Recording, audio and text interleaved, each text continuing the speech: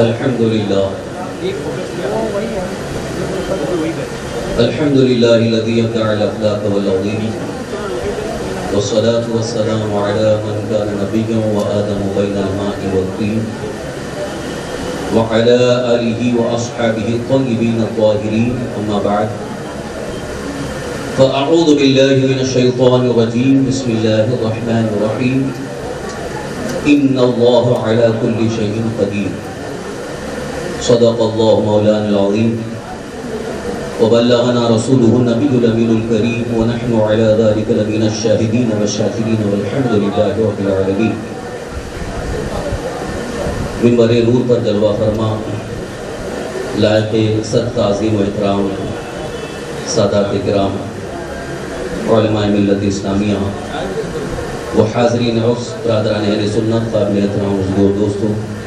السلام علیکم ورحمۃ اللہ وبرکاتہ.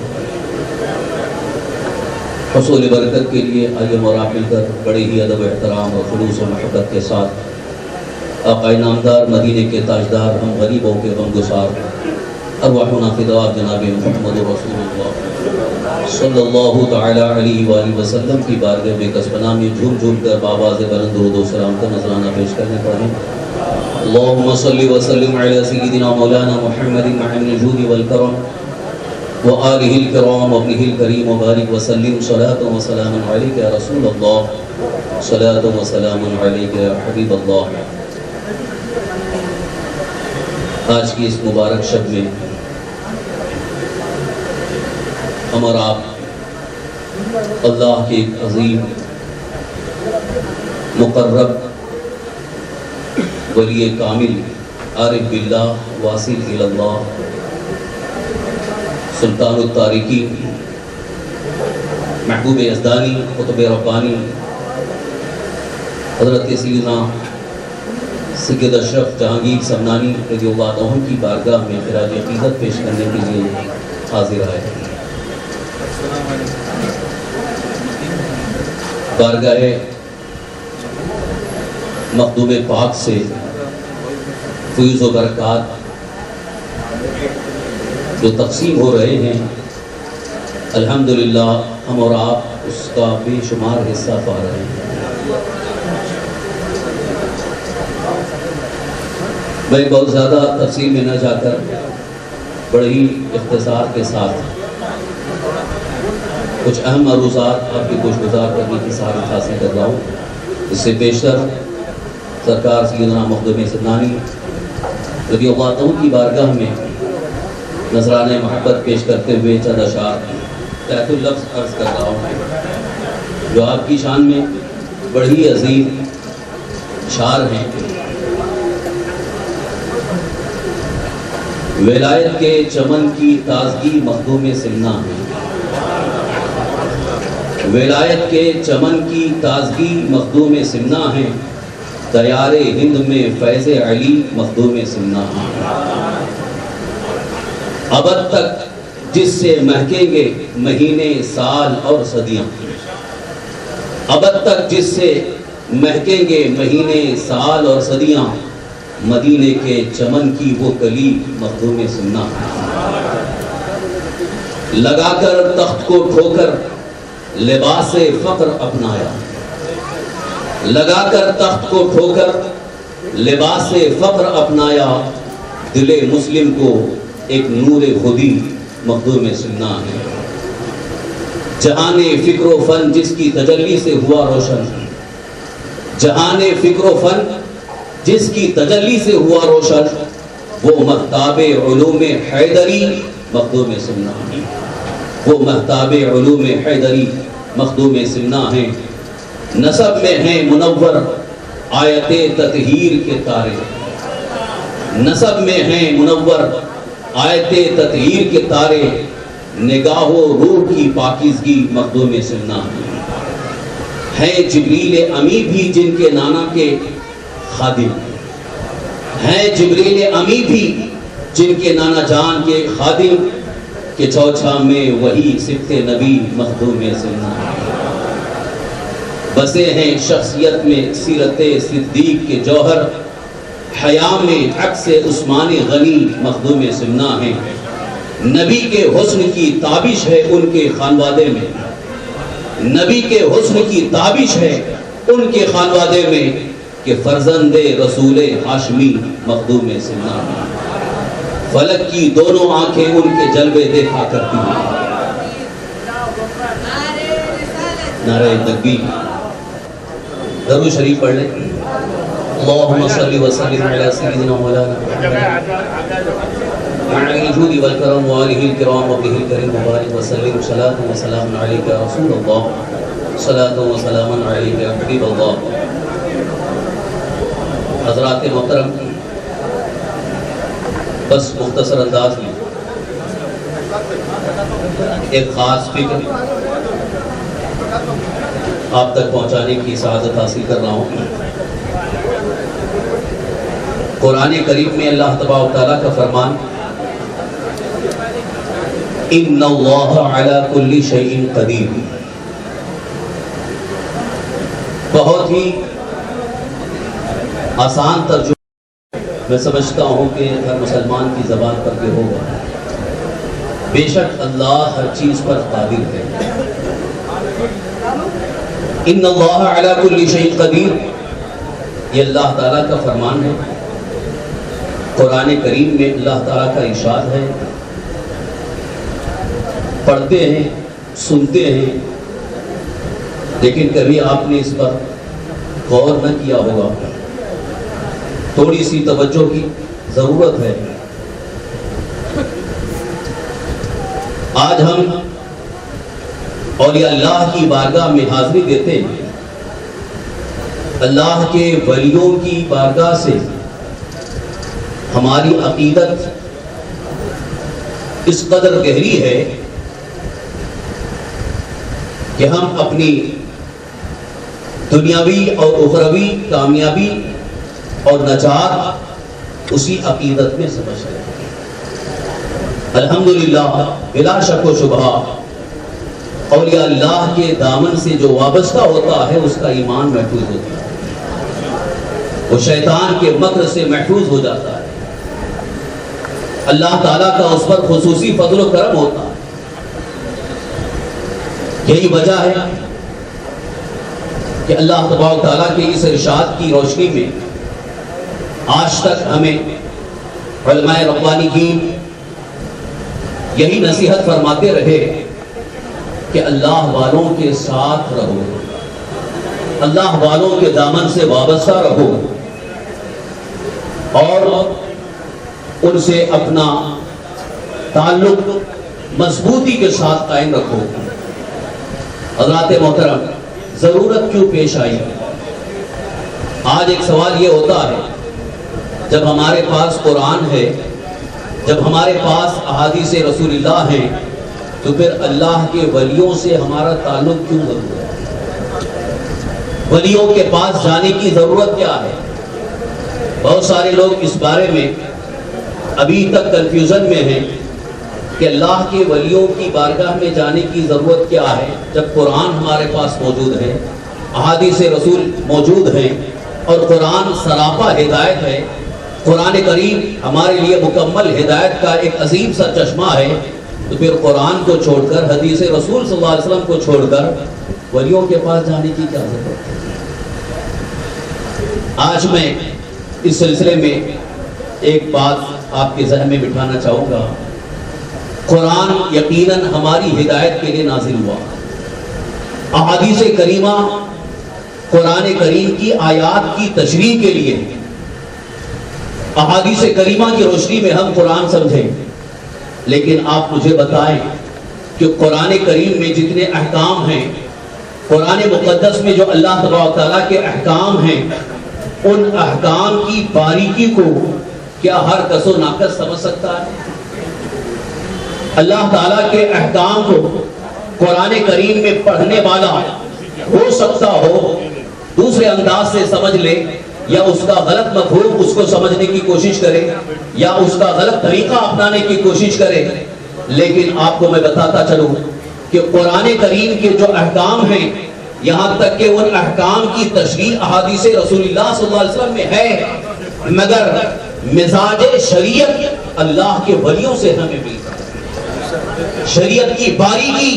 اللہ کے ولیوں سے ملتی ہے، اس لیے کہ وہ عارفین باللہ ہوتے ہیں، ان کو اللہ کی معرفت کا نور مل چکا ہوتا ہے، تب وہ شریعت مطہرہ کے احکام کی باریکی سمجھائیں گے۔ تفصیل کے لیے وقت نہیں ہے، صرف یہ عرض کرنا چاہتا ہوں، عقیدے کی بات آپ لے لیں۔ ہمارا عقیدہ ہے کہ اللہ ہر چیز پر قادر ہے، اللہ تعالی ہر چیز پر قادر ہے جو اس کی شان نشان ہے، لیکن اسی قرآن کریم کی آیت کو لے کر ان اللہ علی کل شیء قدیر، اسی آیت کریمہ کو لے کر بہت سارے گمراہ ہو گئے، بہت سارے گمراہ ہوئے اور گمراہ ہو رہے ہیں۔ آپ ذرا اندازہ لگائیے، قرآن کریم کی آیت کو پڑھ کر کے کوئی گمراہ کیسے ہو رہا؟ قرآن کریم کی آیت کو پڑھ رہا ہے اور گمراہیت کی طرف جا رہا ہے، وجہ کیا ہے؟ اس لیے کہ اس نے ان اللہ علی کل شیء قدیر کا صحیح مفہوم سمجھا نہیں۔ اگر اسے سمجھنا ہے تو اولیاء اللہ کے دامن سے وابستہ ہونا، عارفین کے دامن سے وابستہ ہونا ہوگا، اس لیے کہ جس نے اس کا صرف ترجمہ دیکھا، اللہ تعالیٰ ہر چیز پر قادر ہے، اللہ تعالیٰ ہر شے پر قادر ہے، تو عربی میں شے جب بولتے ہیں ان اللہ علی کل شیء، تو شے ہر چیز کو کہا جاتا ہے، اس میں عرض بھی ہے، جوہر بھی ہے، لہذا ہر چیز شامل ہے۔ تو کہنے والا یہاں تک کہہ رہا ہے کہ اللہ جھوٹ پر بھی قادر ہے، معاذ اللہ رب العالمین۔ آپ مجھے بتائیے اس سے ہمارا عقیدہ محفوظ ہوا یا عقیدے کے خلاف، عقیدہ اسلامی کے خلاف جا رہا ہے، گمراہیت کے راستے پر جا رہا ہے؟ اولیاء اللہ نے ہمیں اس بات کی باریکی کو سمجھایا کہ حقیقت میں اللہ تبارک تعالیٰ ہر شے پر قادر ہے، مگر جو اللہ تعالیٰ کے قدرت کے تحت داخل ہے یا اس کی جو شائع نشان ہے، اس لیے کہ اگر شے میں جھوٹ کو بھی شامل کر لیا جائے کہ اللہ جھوٹ پر بھی قادر ہو جائے معاذ اللہ رب العالمین، تو پھر ہر نقص و عیب اللہ تعالیٰ کی ذات میں ماننا پڑے گا۔ اور اسی بنیاد پر بہت سارے جو فرقے خاص طور پر جو اپنے آپ کو دیوبندی کہتے ہیں وہ گمراہ ہو گئے، انہوں نے یہی عقیدہ اپنایا کہ اللہ تعالیٰ جھوٹ پر بھی قادر ہے، جھوٹ بولنے پر بھی قادر ہے۔ دلیل کیا دے رہے ہیں کہ اللہ جھوٹ پر اگر قادر نہ ہو تو بندہ تو جھوٹ پر قادر ہے، بندہ جھوٹ بول سکتا ہے، اور اللہ اگر جھوٹ نہ بولے تو پھر اللہ تعالیٰ سے بندہ قدرت پہ بڑھ گیا، بندے کی قدرت اللہ سے بڑھ رہی ہے۔ یہ ان کی غلط فہمی ہے، یہ جھوٹی دلیل ہے۔ اگر یہ بات ثابت مانی جائے بالفرض تو اس کا مطلب یہ ہے کہ بندہ تو بہت ساری برائیوں پر قادر ہے، چوری بھی کر سکتا ہے، زنا بھی کر سکتا ہے، بہت ساری برائیوں پر قادر ہے، تو کیا اللہ تبارک تعالیٰ کو ان تمام برائیوں پر قادر ماننا پڑے؟ یہاں قادر ہونے کی اصل حیثیت کو سمجھنا ہے تو عارفین باللہ سمجھاتے ہیں کہ جو چیز محال ہے وہ تحت قدرت داخل نہیں ہے، لہذا جھوٹ پر قادر ہونے کا کوئی تصور نہیں کیا جا سکتا ہے۔ عزیزان محترم، یہ اللہ تبارک تعالیٰ کے متعلق عقیدہ جو ہمارا قرآن مقدس کی روشنی میں صحیح ہونا چاہیے، یہ عارفین سے ہمیں سمجھ میں آئے گا اور یہ اللہ کی بارگاہ سے سمجھ میں آ جائے گا۔ اور مزید آگے بڑھتے ہوئے ایک بات یہ بھی عرض کرنا چاہتا ہوں، اللہ تعالیٰ نے جب ارشاد فرمایا اللہ ہر چیز پر قادر ہے، تو اس کی قدرت کا انداز کیا ہوگا، وہ کس طرح سے قادر ہے، یہ چیز عام انسان کے سمجھ سے باہر ہے۔ لہذا عام انسان کو سمجھانے کے لیے، عام انسان کے تصور کو اور اس کے ذہن کو قریب کرنے کے لیے اللہ تعالیٰ نے اپنے محبوب بندوں کو، اولیاء اللہ کو ایسی قدرت عطا فرمائی کہ وہ قدرت کا ایک عظیم اظہار کر کے اللہ تعالیٰ کے قادر ہونے کی شان کو ظاہر کرتے ہیں، اللہ تعالیٰ کے قادر ہونے کی شان کو ظاہر فرماتے ہیں کہ اللہ تعالیٰ کی قدرت کا عالم یہ ہے، اذا اراد شیئا ان یقول له کن فیکون، جب وہ کسی چیز کا ارادہ فرما لے تو فرماتا ہے کن، ہو جا تو ہو جاتا، کن ہو جا، ہو جاتی ہے۔ اب اس کو آپ اولیاء اللہ کی بارگاہ سے آپ سمجھ سکتے ہیں۔ حضور سیدنا سید اشرف جہانگیر سمنانی رضی اللہ عنہ ایسے عظیم ولی کامل ہیں کہ وقت کے عظیم عالم دین بھی ہیں، وقت کے عظیم علم کے بحر ذخار بھی ہیں، اور تصوف کے شہنشاہ ہیں، اور معرفت کی بڑی اعلیٰ منصب پر فائز ہیں۔ حضرت سیدنا سید اشرف جہانگیر سمنانی رضی اللہ عنہ کی ولایت کا ایک عظیم منصب آپ دیکھیں کہ جب آپ کے سامنے کچھ لوگوں نے آپ کا استہزاء کرنے کے لیے، آپ کا مذاق اڑانے کے لیے کچھ نوجوانوں نے ایک پلان بنایا کہ ہم ان کے پاس جاتے ہیں،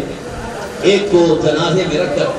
چارپائی میں رکھ کر ان کے پاس لے کے گئے تاکہ یہ بتائیں کہ یہ جنازہ آپ کو پڑھانا ہے، اور جب جنازہ پڑھانے لگیں گے تو اس وقت تم اٹھ جانا، تو ان کی ہنسی ہو جائے گی، مذاق ہو جائے گا۔ تو چند نوجوانوں نے ایک نوجوان کو تیار کیا کہ تم چارپائی پہ لیٹ جانا اور اس پر کفن کے طور پر کپڑا بھی ڈال دیا جائے گا۔ اس طرح سے تیاری کر کے استہزاء کے لیے، مذاق اڑانے کے لیے وہ جنازہ تیار کر کے لائے، اور حضرت سے کہا گیا کہ حضرت جنازہ کی نماز پڑھیں۔ جب جنازہ سامنے رکھا گیا، حضور سیدنا مقبول سید اشرف جہانگیر سمنانی رضی اللہ عنہ نے نماز جنازہ پڑھا۔ جب نماز جنازہ مکمل ہو گئی، پیچھے سے وہ نوجوان انتظار کر رہے تھے کہ اب یہ اٹھے گا، اب یہ اٹھے گا، مگر اس کو اٹھنا نہ تھا، اٹھائی نہیں، ختم ہو گیا، یعنی دنیا زندگی سے ہاتھ دھو بیٹھا۔ آپ ذرا اندازہ لگائیے، یہاں تو ان نوجوانوں نے یا دنیاوی انسانوں نے اللہ کے ولی کی شان کو سمجھا نہیں، وہ یہ سمجھ رہے تھے کہ یہ تو صرف اور صرف ایک بابا ہیں، یہ صرف اور صرف ایک ڈھوکی ہوں گے معاذ اللہ رب العالمین۔ لہذا جب جنازے کے اندر اس سے جنازہ پڑھانے کے وقت اگر یہ اٹھ جائے گا تو ہم سب خوب ہنسی مذاق کریں گے، اس اعتبار سے بلائے تھے۔ لیکن جیسے ہی دیکھا گیا کہ وہ تو اٹھائی نہیں بلکہ وہ دنیا سے چل بسا ہے، تو دنیا کو پتا چلا کہ ولی کی بارگاہ میں استحضاء کرنے کے لیے جو آئے تھے وہ زندگی سے محروم ہو، وہ زندگی سے محروم ہو گیا۔ میں یہاں یہ عرض کرنا چاہتا ہوں، حضرت سیدنا مقبول سید اشرف جہانگیر سمنانی رضی اللہ عنہ نے اس وقت اپنی زبان سے یہ نہیں کہا کہ مردہ ہو جا، بلکہ اللہ تبارک تعالیٰ نے ان کی شان اور ان کی آبرو کو اس طرح سے باقی رکھا، اور ان کی شان جلالت کو اس طرح سے باقی رکھا کہ جو استہزاء کرنے آئے تھے ان کا ہی استہزاء انتقال کر گیا، اور سرکار سیدنا مخدوم جہانگیر سمنانی رضی اللہ عنہ کی شان جلالت باقی رکھی۔ یہ اللہ تعالیٰ کے قادر ہونے کی شان کو آپ اولیاء اللہ کی کرامت میں دیکھیں کہ اللہ تعالیٰ کس طرح سے قادر ہے۔ اس کو حضرت علامہ مولانا روم رحمۃ اللہ تعالیٰ علیہ یوں فرماتے ہیں، گفتہ او گفتہ اللہ بود گرچہ از بلبل حق اللہ بود۔ ان کی زبان سے جو جملہ نکل جاتا ہے وہ گویا اللہ تبارک تعالیٰ کے فرمان کی ایک تجلی اور اس کی ایک جھلک ہو جاتی ہے، اگرچہ ان کی زبان سے نکل رہا ہے، اللہ کے ولی کی زبان سے نکل رہا ہے، اللہ کے ولی کے دل سے نکل رہی ہے، مگر بارگاہ الہی میں مقبول ہو جاتی ہے۔ حضرات گرامی، حضرت سیدنا مخدوم سید اشرف جہانگیر سمنانی رضی اللہ عنہ یقیناً بافیض ولی تھا، اپنی حیات ظاہری میں بھی ان کا فیض اس قدر تقسیم ہو رہا تھا کہ دور دور سے لوگ، دور دراز مقامات سے لوگ حاضر ہوتے اور آپ کے فیض سے مستفید ہوتے، اور آج تک وہ فیض اور بلکہ اس فیضان کا عالم یہ ہے کہ اب اس فیضان کے اندر کافی ترقی ہے۔ اعلیٰ حضرت امام اہل سنت مجدد دین ملت الشاہ امام مرزا قدس روح ایک رسالے میں فرماتے ہیں، اللہ کے ولیوں کی کرامت کی طاقت ان کے وصال کے بعد اور بڑھ جاتی ہے، وصال کے بعد ان کے اختیار اور ان کے کرامت کی قوت کو اللہ تبارک تعالیٰ کئی گنا اضافہ فرما دیتا ہے۔ یہی وجہ ہے کہ حیات ظاہری میں جو تھی وصال کے بعد اور مزید کرامت کا ظہور ہو رہا ہے۔ بے شمار فیوز و برکات سے آج ہم سب مالا مال ہو رہے ہیں۔ اللہ تعالیٰ کی بارگاہ میں دعا ہے مولا کریم اپنے حبیب صلی اللہ علیہ وسلم کے صدقے جو پہ حضور سیدنا مخدوم سید اشرف جہانگیر سمنانی رضی اللہ عنہ کے فیوز و برکات سے ہمیں مالا مال فرمائے، اور ہمیں